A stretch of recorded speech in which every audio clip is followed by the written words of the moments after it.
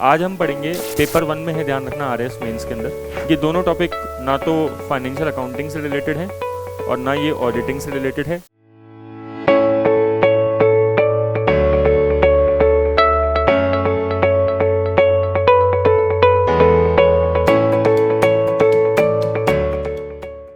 Hello students, very good morning. मेरा नाम है रोहित सिंघल और मैं चार्टर्ड अकाउंटेंट हूँ 2011 बैच का। आज हम पढ़ेंगे आरएएस मेंस का अकाउंटिंग एंड ऑडिटिंग पार्ट। जैसा कि आप जानते हैं स्टूडेंट, आरएएस मेंस में पेपर 1 के अंदर अकाउंटिंग एंड ऑडिटिंग नाम से हमारे पास एक सिलेबस में एक टॉपिक जोड़ा गया है। पहले से ही है, मतलब काफ़ी पहले से ही है। और इसमें से भी क्वेश्चंस, जैसे आपको पता है, हमेशा एग्ज़ाम्स में आते हैं। अभी जब 2023 वाला मेंस हुआ था, जो कि 2024 में हुआ, उसमें से आपने देखा होगा कि थोड़ा सा क्वेश्चन टफ था, क्योंकि जनरल एंट्री डायरेक्टली इन्होंने पूछ ली थी। मैंने पहले भी आरएएस मेंस के इसी टॉपिक पे, अकाउंटिंग ऑडिटिंग पे वीडियो बनाए हैं, बट क्योंकि चीज़ें अपडेट हो गई है तो मैंने सोचा पूरा वीडियो स्टार्टिंग से बना लिया जाए, बिल्कुल बेसिक से दोबारा। इसमें हम लोग क्या करेंगे, पहली बात तो ये सारे के सारे वीडियो यूट्यूब पे आएंगे, तो आपको कुछ भी परचेज़ वगैरह करने की ज़रूरत नहीं है ना, आरएएस मेंस के लिए इस टॉपिक से रिलेटेड अकाउंटिंग एंड ऑडिटिंग। साथ में हम इसको थोड़ा, मतलब एक तो कॉन्सेप्चुअल डिस्कशन करेंगे ताकि एग्ज़ाम में कैसे भी क्वेश्चन आ जाए आप लोग को फ़ायदा मिले। ठीक है, ऐसा नहीं कि बिल्कुल जनरल डिस्कशन करेंगे, कॉन्सेप्चुअल डिस्कशन रहेगा क्लास में, जिससे आप अच्छे से आंसर को लिख पाएँ, मीन्स आपके मार्क्स आएँ इस टॉपिक के अंदर। ठीक है, मेरी 2 रिक्वेस्ट रहेगी आपसे इसके अंदर। सबसे बड़ी बात तो कि जो सिलेबस है वो हम लोग, क्योंकि देखो मेरा जो बैकग्राउंड रहा है वो पूरा सीए वगैरह या फिर 11-12 सारा इंग्लिश मीडियम से रहा है ना, और हम लोग जो पढ़ाते हैं वो भी इंग्लिश मीडियम स्टूडेंट्स को ही पढ़ाते हैं, तो थोड़े से बस हिंदी के वर्ड्स में आपको थोड़ा सा इशू आ सकता है। ठीक है, तो उसमें कॉन्सेप्चुअली तो समझ में आएगा क्योंकि मैं बोलूँगा तो सारा हिंदी में ही। ठीक है, और बस जो नोट्स पार्ट रहेगा वो मेनली इंग्लिश में रहेगा। फिर भी मैं कोशिश करूँगा जहाँ जहाँ पे टर्म्स हिंदी में आपको दे सकें, ठीक है ना, कोशिश रहेगी थोड़ी सी, लेकिन मैं आपको 100% उस पर नहीं कहता। ठीक है, बस हाँ, समझ में आपको पूरा आएगा। आप हिंदी वाले स्टूडेंट्स चाहें तो नोट्स कहीं से भी पढ़ सकते हैं, ठीक है, कोई दिक्कत नहीं है। इंग्लिश के लिए नोट्स ये वाले रहेंगे। ठीक है, और दूसरी रिक्वेस्ट है कि मेरी राइटिंग थोड़ी सी ख़राब है, ठीक है, तो वो आपको एडजस्ट करना पड़ेगा। बस ये 2 रिक्वेस्ट है। अब अपन स्टार्ट करते हैं। तो देखो, अपना टॉपिक क्या है जो क्लास में अपन डिस्कस करेंगे आज, वो आरएएस मेंस की अकाउंटिंग एंड ऑडिटिंग वाला पार्ट डिस्कस करेंगे। ठीक है, आरएएस मेंस 2024 हो रहा है, अभी 25 के अंदर होगा, जून डेट आ चुकी है ऑलरेडी। ठीक है, आपको पता ही है सबको। तो ये मेरा ब्रीफ इंट्रोडक्शन है ना, आप चाहें तो ये पढ़ सकते हैं। ये मैंने क्यों दिया है, क्योंकि एक क्रेडिबिलिटी के प्रूफ के लिए बस, ताकि और कुछ भी नहीं है। सबसे पहले डिस्कस करते हैं बिना टाइम वेस्ट करे syllabus of accounting and auditing कि जो हम पढ़ रहे हैं। सबसे पहले तो हमें इसका सिलेबस पता रहे। पेपर 1 में है, ध्यान रखना, आरएएस मेंस के अंदर, ये प्री के अंदर नहीं है, मतलब अकाउंटिंग ऑडिटिंग केवल मेंस के अंदर ही है। ठीक है, इसमें पहला टॉपिक है basic knowledge of double entry system of accounting. यहाँ पे मैं समझा नहीं रहा, केवल सिलेबस डिस्कस कर रहा हूँ। ठीक है, समझाएंगे अपन नेक्स्ट, अभी इसी के बाद ही है ना, ठीक है, सिलेबस के बाद ही। तो अगर आप देखेंगे double entry system of accounting में इस बार आरएएस मेंस में 5 मार्क्स का क्वेश्चन था। मीन्स जो 2023 वाला मेंस 2024 में हुआ था, अगर आप में से किसी ने दिया हो या पेपर देखा हो, तो 5 नंबर का सीधा जनरल एंट्री का क्वेश्चन था। क्वेश्चन टफ था क्योंकि जनरल एंट्रीज हम जनरली एक्सपेक्ट नहीं करते कि आरएएस में प्रैक्टिकल क्वेश्चन अकाउंट से रिलेटेड आएगा, बट आ गया। ठीक है ना, तो दोबारा भी आ सकता है। Techniques of analysis of financial statement, again इस पे 5 नंबर का क्वेश्चन था। इस बार पूछा था कि बताओ 5 टेक्निक्स बताओ एनालिसिस ऑफ फाइनेंशियल स्टेटमेंट्स की। अगर आपको ध्यान हो तो ratio, cash flow, fund flow, trend analysis, comparative, common size, इस तरीके से नाम आप दे सकते हो अगर आपको ध्यान है तो। रिस्पॉन्सिबिलिटी एंड सोशल अकाउंटिंग एक टॉपिक है। Meaning and objective of auditing, देखो ये जो ऊपर जो पार्ट था, ये जो ऊपर पार्ट था वो सारा का सारा अकाउंटिंग था, बाद का जो पार्ट है वो ऑडिटिंग से रिलेटेड है। ठीक है ना, थोड़ा सा पार्ट। तो meaning and objective of auditing, social audit, performance audit, efficiency audit. ठीक है, एक तरीके से 3 ऑडिट्स आपके डायरेक्टली दे रखी है, social audit, performance audit and efficiency audit. ये क्या होती है अपन डिस्कस करेंगे। एक elementary knowledge of government audit, means जो सीएजी वगैरह से रिलेटेड है। इस बार क्वेश्चन भी था सॉरी, इस बार क्वेश्चन भी था एग्जाम के अंदर CAG से रिलेटेड। और basic knowledge of performance budgeting, zero based budgeting. तो परफॉर्मेंस बेस्ड बजटिंग और जीरो बेस्ड बजटिंग जो है इनकी बेसिक नॉलेज है। ये दोनों टॉपिक ना तो फाइनेंशियल अकाउंटिंग से रिलेटेड है और ना ये ऑडिटिंग से रिलेटेड है, ये बेसिकली मैनेजमेंट अकाउंटिंग का पार्ट है, ठीक है, बट है तो अकाउंटिंग ही। और ये क्या डिफरेंस होता है फाइनेंशियल और मैनेजमेंट में, देख लेंगे डिफरेंस है ना बाद में। सबसे पहले देखो आप ये क्वेश्चन देखो, ये क्वेश्चन जो था, ठीक है, ये 2023 मेंस का क्वेश्चन है जो मैंने बताया 2024 में हुआ। अगर आपने देखा हो ये क्वेश्चन अटैम्प्ट करके देखा हो तो ये क्वेश्चन मैं कह सकता हूँ कि नॉन कॉमर्स बैकग्राउंड के लिए एक टफ क्वेश्चन है। हाँ, कॉमर्स बैकग्राउंड के लिए ये ईजी क्वेश्चन है क्योंकि कॉमर्स के अंदर ये चीज़ हम लोग 11th-12th में पढ़ लेते हैं, 11th क्लास में आ जाती है। 11th क्लास के अंदर जो सेकंड थर्ड चैप्टर होते हैं वो जनरल एंट्रीज के ही होते हैं, ठीक है ना। अगर आप NCERT में देखोगे तो हाँ ये NCERT में कवर्ड है, बट फिर भी मैं कहूँगा कि ये क्वेश्चन जो है बाकी स्टूडेंट्स के लिए थोड़ा टफ क्वेश्चन है क्योंकि जनरल एंट्रीज पूछना 5 मार्क्स की RAS मेंस में, मतलब मेरे को एक्सपेक्टेशन नहीं थी कभी ऐसे पूछेगा ये जनरल एंट्री डायरेक्टली, क्योंकि RAS मेंस का 2023 का पेपर टफ था। तो आप भी एक्सपेक्ट कर सकते हो कि 24 वाला पेपर भी जो है वो अच्छी क्वालिटी का होगा, ठीक है। तो अब अपन स्टार्ट करते हैं। सबसे पहले double entry system of accounting पे डिस्कशन करते हैं, ठीक है। मैं बैटरी चेक कर रहा था एक बार कि सब सही है ना।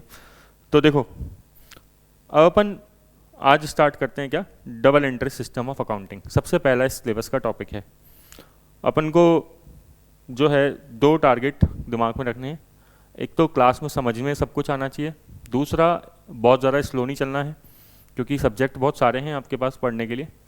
तो और ये सब्जेक्ट जो है बहुत ज़्यादा वेटेज भी नहीं रखता एग्ज़ाम में, लेकिन छोटे सब्जेक्टों में है, इग्नोर नहीं कर सकते आप, है ना।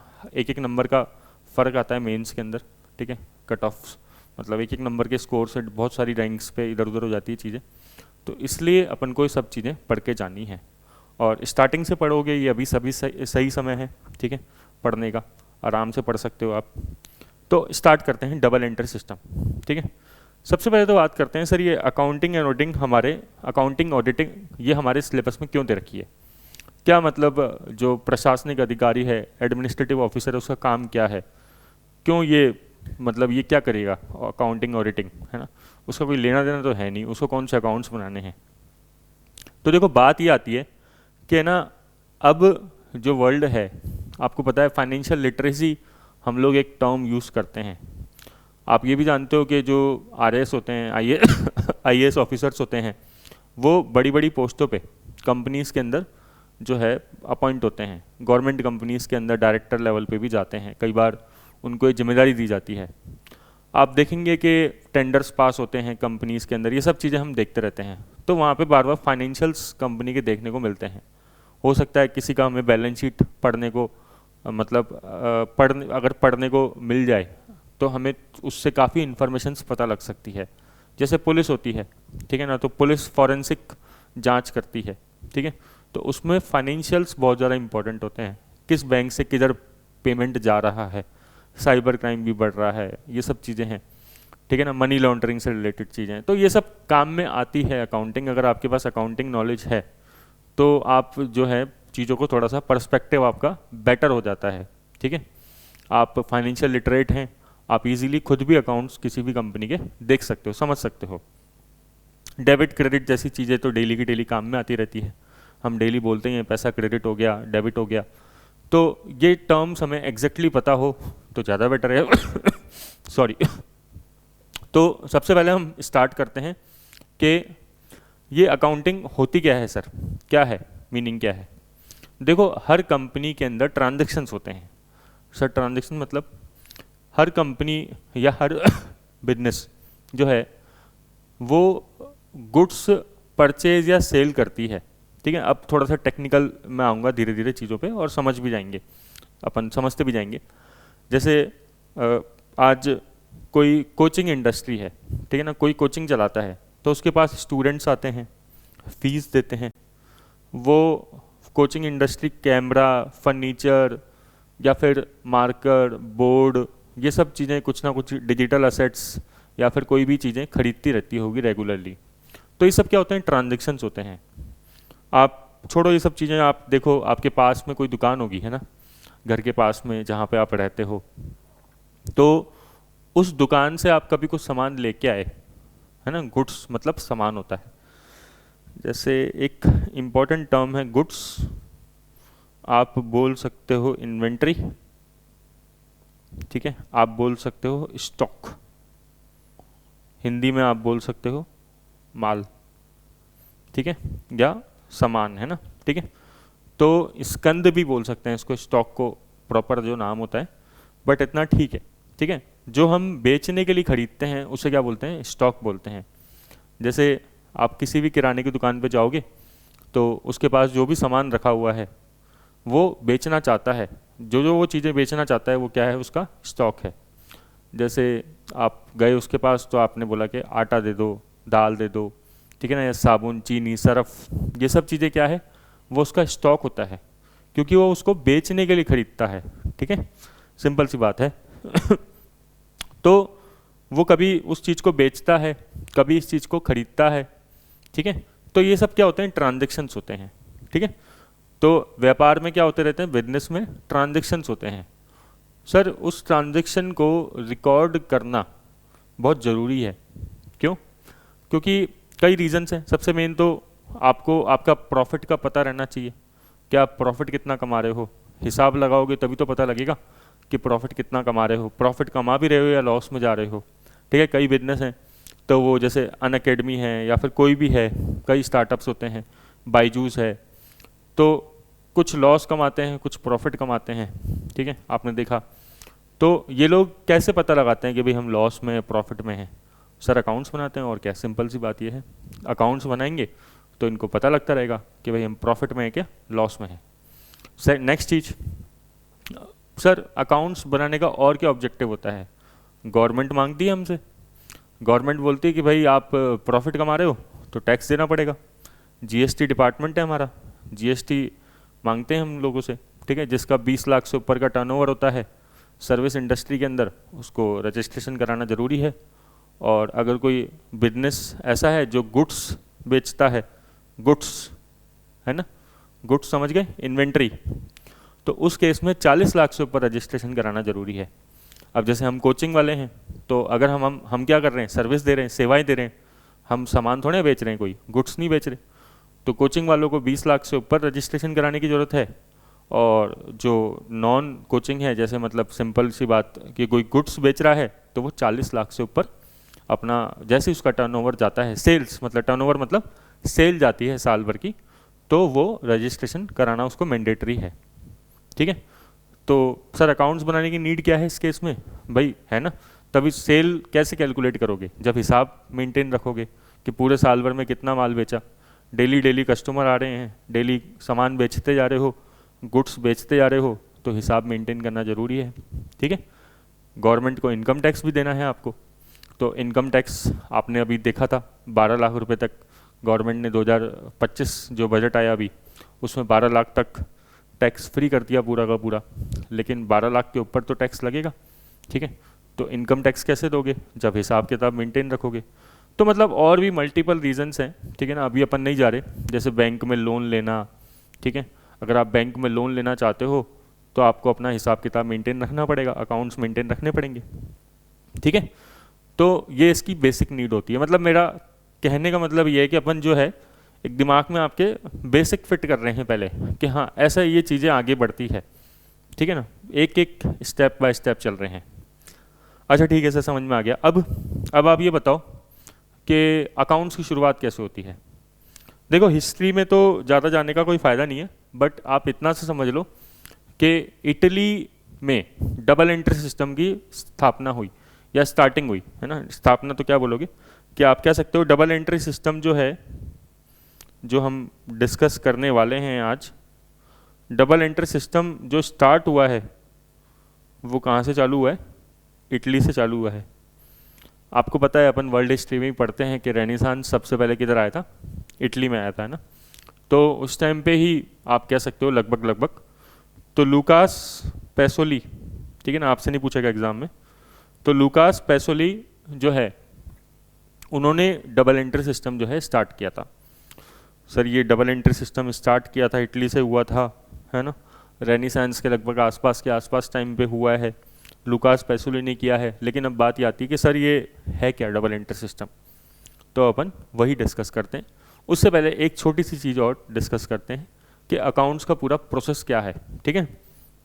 चलो, सबसे पहले ना कोई भी ट्रांजेक्शन्स होते हैं, बताओ ट्रांजेक्शन क्या होता है, वही भी बताया, सामान खरीदना बेचना, कोई फर्नीचर खरीदना, जरूरी नहीं है गुड्स परचेज करना। सो फर्नीचर और गुड्स में क्या डिफरेंस होता है? फर्नीचर अपन बेचने के लिए थोड़ा खरीदते हैं। आप किसी कोचिंग में जाते हो पढ़ने के लिए, तो उसमें जो चेयर लगी होती है, टेबल लगी होती है, जिस पर बच्चे बैठते हैं, स्टूडेंट्स आप लोग बैठते हो, तो वो सेल करने के लिए थोड़ा होती है। वो तो फर्नीचर केवल किस लिए होता है बताओ? बिजनेस में यूज़ करने के लिए होता है। मैंने आपको बहुत इंपॉर्टेंट टर्म बताया, फर्नीचर किस लिए होता है? यूज़ करने के लिए होता है। तो सर सेल करने के लिए क्या होता है? कोचिंग में तो, क्योंकि कोचिंग एक सर्विस इंडस्ट्री है, तो वो लोग अपनी सेवाएं दे रहे हैं, आपको सर्विस दे रहे हैं। बाकी आप किसी दुकान पे जाओगे तो वो आपको गुड्स दे रहे हैं। गुड्स मतलब क्या बताया था बताओ? इन्वेंट्री। तो इन्वेंट्री क्या होता है? सेल के लिए होता है। मैंने आपको दो चीज़ें बताई, बताओ क्या? फर्नीचर जो होता है वो सेल करने के लिए नहीं होता है, बिजनेस में यूज़ करने के लिए होता है। इंपॉर्टेंट चीज़ें ध्यान रखना है ना। और इन्वेंट्री जो होती है वो सेल करने के लिए होती है, ठीक है ना। किसी भी शॉप पे जाओगे तो उसके पास जो सामान रखा हुआ है वो सारा इन्वेंट्री है, और उसका पर्पस क्या है रखने का?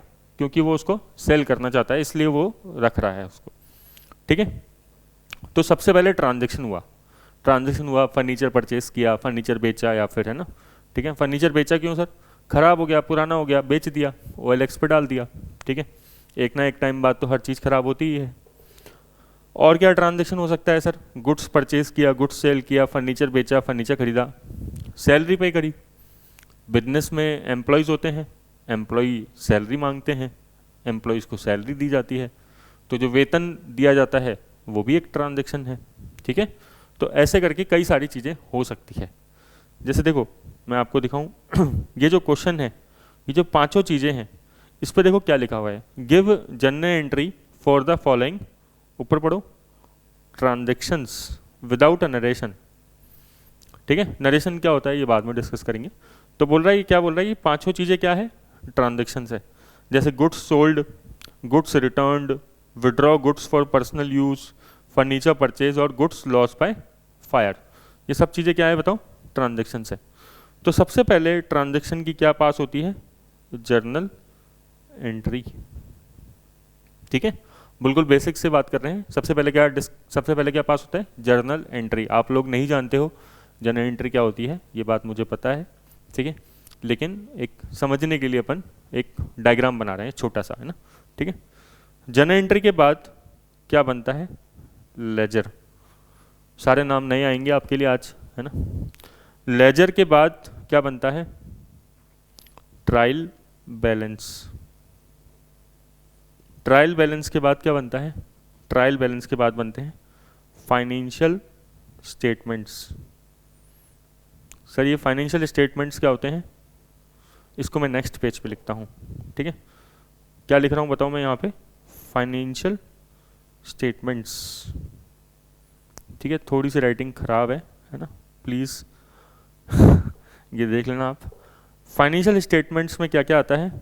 एक तो आता है trading and profit and loss account, ठीक है। अकाउंट को शॉर्ट में AC लिखते हैं, ठीक है। फिर एक आती है बैलेंस शीट, एक आता है कैश फ्लो स्टेटमेंट।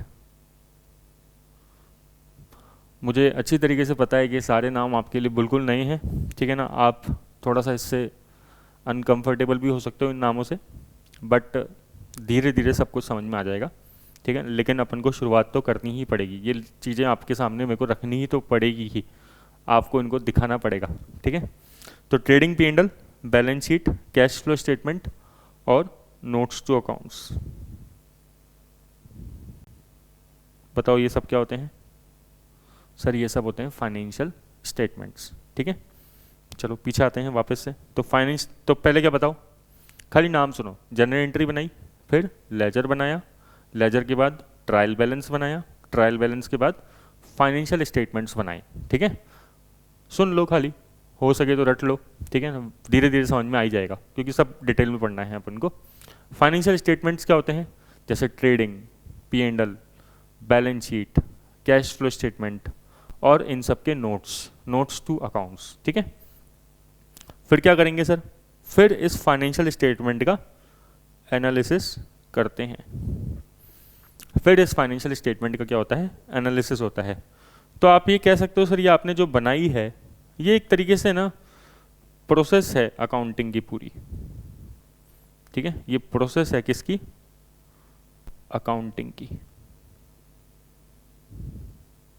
बताओ क्या क्या है प्रोसेस में। सबसे पहले कोई भी ट्रांजैक्शन होगा, ठीक है ना, ट्रांजैक्शन क्या हुआ, कुछ भी माल खरीदना बेचना, सैलरी पे करना, रेंट पे करना, कमीशन पे करना, कमीशन रिसीव करना, जरूरी नहीं है पे ही कराओ, कमीशन रिसीव भी कर सकता है बिजनेस किसी से भी।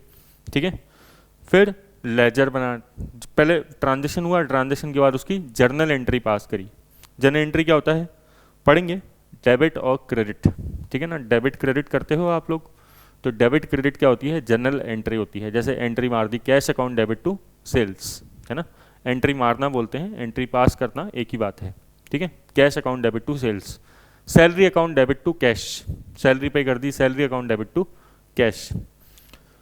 ठीक है, सारे नए टर्म्स हैं, कोई दिक्कत वाली बात नहीं है। लेकिन फिर आएगा लेजर, जनरल एंट्री के बाद लेजर बनाओगे। लेजर मतलब क्या होता है, खाते बनाना। ठीक है, अकाउंट बनाना, हर किसी का अलग अलग अकाउंट का बैलेंस निकालना, उसे क्या बोलते हैं, लेजर।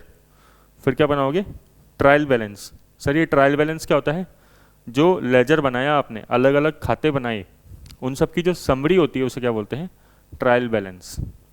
ठीक है, उन सब की जो समरी होती है उसे क्या बोलते हैं, ट्रायल बैलेंस। किसकी समरी होती है, जितने भी आपने अकाउंट्स बनाए हैं उन सब की समरी जो होती है उसे क्या बोलते हैं, ट्रायल बैलेंस।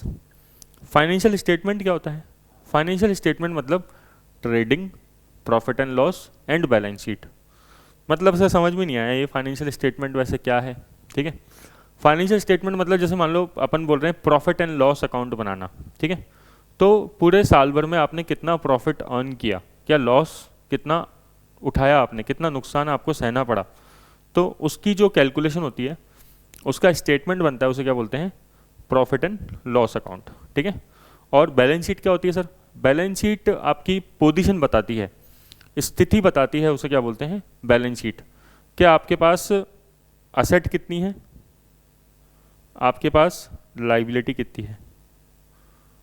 ठीक है sir, profit and loss account क्या बता रहा था, आपके पास प्रॉफिट या लॉस आपने कितना अर्न किया पूरे साल भर में, आपने साल भर में प्रॉफिट कमाया कि आपने साल भर में लॉस कमाया। ठीक है, तो वो कैलकुलेशन कौन बताता है, प्रॉफिट एंड लॉस अकाउंट। लेकिन इसको पूरा नाम क्या देते हैं, trading and profit and loss account, है ना।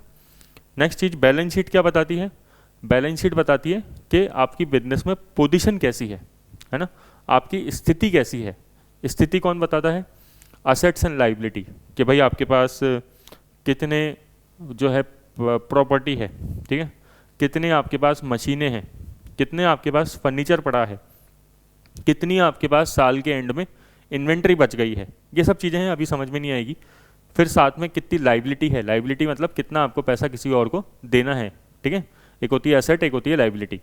एसेट मतलब जैसे ये अब जो मेरे पास टैब है, जिस टैब पे मैं लिख रहा हूँ, तो वो एक मेरी एसेट है। ठीक है, या फिर अभी आप मान लो कि जो ये कैमरा है जिसमें मैं रिकॉर्डिंग कर रहा हूँ, वो मेरी एसेट है।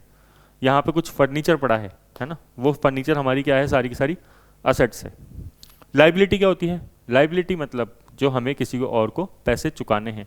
मैंने बैंक से लोन ले रखा है, तो मुझे बैंक को पैसे देने हैं, तो वो क्या है, मेरी लाइबिलिटी है। ठीक है, अगेन मैंने आपको कहा ये सब चीज़ें बहुत थोड़ी सी डिटेल में आएंगी, बट अभी मैंने आपको सरफेस लेवल पे बस जस्ट इंट्रोडक्शन दे रहा हूँ और कुछ नहीं कर रहा चीज़ों का।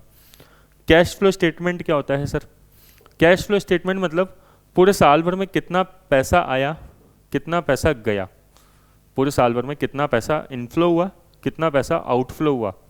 ठीक है, इसको हिंदी में बोलते हैं रोकड़ प्रवाह।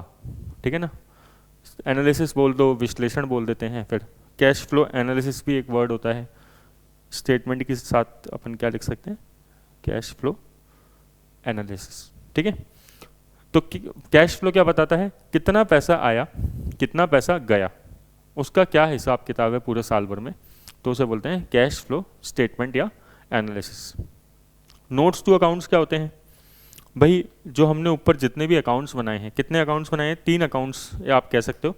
ये जो फाइनेंशियल स्टेटमेंट बनाए हैं, चाहे प्रॉफिट एंड लॉस अकाउंट बनाया है, चाहे बैलेंस शीट बनाया है, चाहे कैश फ्लो स्टेटमेंट बनाया है, इसके अंदर हमने कुछ कुछ जो भी हमें एक्स्ट्रा पॉइंट्स बाहर लिखने हैं, नोट्स लिखने हैं, तो वो लिख सकते हैं। जो उधर जगह नहीं थी ना लिखने की, उसके अंदर जो जगह नहीं थी वो बाहर लिखते हैं। ठीक है, अभी देखो वही बात है, ज़्यादा समझ में नहीं आएगा, बस आप सिंपल ये याद रखो कि नोट्स हैं ये, ठीक है ना, अकाउंट्स के नोट्स हैं।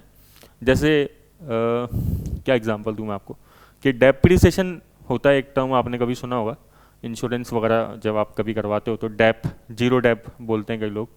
तो डेप्रिसिएशन मतलब हास, मूल हास बोलते हैं उसको। ठीक है, तो डेप्रिसिएशन जो है वो किसी भी एसेट की वैल्यू को कम करता है, गिराता है। तो उसके लगाने के कई सारे मेथड होते हैं, तरीके होते हैं। ठीक है, तो आपने किस तरीके से एसेट पे डेप्रिसिएशन लगाया है, भाई आपके पास जो कार है उस पर आप कौन से मेथड से डेप्रिसिएशन लगाते हो, वो मेथड अगर आप बताना चाहते हो तो कहाँ बताओगे, नोट्स टू अकाउंट्स में बताओगे। ठीक है, तो मैंने आपको बिल्कुल बेसिक सरफेस लेवल नॉलेज दी है अभी मैं स्टार्ट भी नहीं कर रहा next topic, double entry system directly, क्योंकि मेरे को लगता है पहले आप इतना डाइजेस्ट कर लो एक बार। थोड़ा सा छोटा सा वीडियो बनाते हैं स्टार्टिंग में, ठीक है, ताकि आपको एकदम से झटका ना लगे चीज़ों को पढ़ते समय ना। ठीक है, तो बताओ मैंने आपकी आज की क्लास में क्या डिस्कस किया। मैंने बताया कि पहले तो गुड्स, इन्वेंट्री या स्टॉक या माल या स्कंद भी बोलते हैं इसको। ठीक है, तो ये क्या होता है, जो सेल करने के लिए हमने बिजनेस में रखा होता है उसे क्या बोलते हैं, गुड्स बोलते हैं। ठीक है, जो सेल करने के लिए यूज़ होता है। फिर मैंने आपको बताया कि डबल एंट्री सिस्टम की जो स्थापना है या फिर स्टार्टिंग कहाँ से हुई थी, इटली से हुई थी, लुकास पैसोली ने किया था। ठीक है, आपसे कोई नहीं पूछेगा ये बट क्वेश्चन। फिर हमने डिस्कस किया कि प्रोसेस ऑफ अकाउंटिंग क्या होती है। तो सबसे पहले ट्रांजैक्शन होता है। ट्रांजैक्शन मतलब कि कोई भी जो बिजनेस में जो आप देखते हो कि 2 पर्सन्स के बीच में हो सकता है, 3 पर्सन्स के बीच में हो सकता है ना, और कुछ लेना देना, आप सिंपल ये कह सकते हो, तो उसे ट्रांजैक्शन बोल दो आप सिंपल लैंग्वेज में। ठीक है, उस ट्रांजैक्शन की एंट्री पास होती है। ठीक है, जब अपन किताबों में उसको रिकॉर्ड करते हैं उसे क्या बोलते हैं, जर्नल एंट्री बोलते हैं। फिर उससे लेजर बनाते हैं। लेजर मतलब समरी होता है, लेजर मतलब अकाउंट्स बनाते हैं, खाते बनाते हैं ना। ट्रायल बैलेंस मतलब समरी होती है लेजर की, है ना। ट्रायल बैलेंस क्या होता है, समरी ऑफ लेजर। वैसे सब चीज़ें आपको तब समझ में आएगी जब मैं आपको इनका प्रैक्टिकल करके दिखाऊंगा क्लास के अंदर। और आप आगे भी उम्मीद कर सकते हो, जैसे इन्होंने प्रैक्टिकल क्वेश्चन पूछा है तो ये नेक्स्ट बाद में भी प्रैक्टिकल क्वेश्चन पूछ सकते हैं। फिर फाइनेंशियल स्टेटमेंट होता है। फाइनेंशियल स्टेटमेंट जैसे क्या बताया था, बताओ, trading P&L, balance sheet, cash flow statement और नोट्स टू अकाउंट्स। ये जो प्रॉफिट एंड लॉस अकाउंट है इसको प्यार से हम P&L भी कह सकते हैं, है ना, P&L। क्लियर।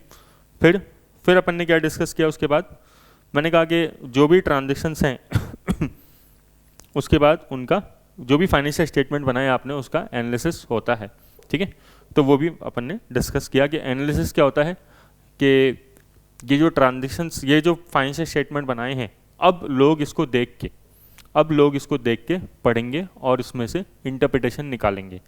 जैसे आप मान के चलो कि किसी ने RS प्री का पेपर देखा और उसने अपना इंटरप्रिटेशन निकाला, ठीक है ना, और उस पर टिप्पणी दी, तो वो चीज़ क्या है, वो एनालिसिस है ना, राइट।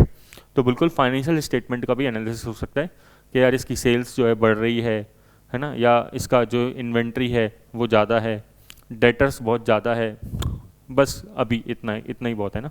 ठीक है, ये टर्म्स आएंगे धीरे धीरे आपके पास। ठीक है, क्लियर क्या। तो आज इतना ही रखते हैं, छोटा सा वीडियो बनाते हैं बिल्कुल, और आप इसको रिवाइज कर लीजिए। ठीक है, और फिर हम नेक्स्ट क्लास में जनरल एंट्री स्टार्ट करेंगे, डबल एंट्री के बारे में डिस्कस करेंगे। Thank you so much.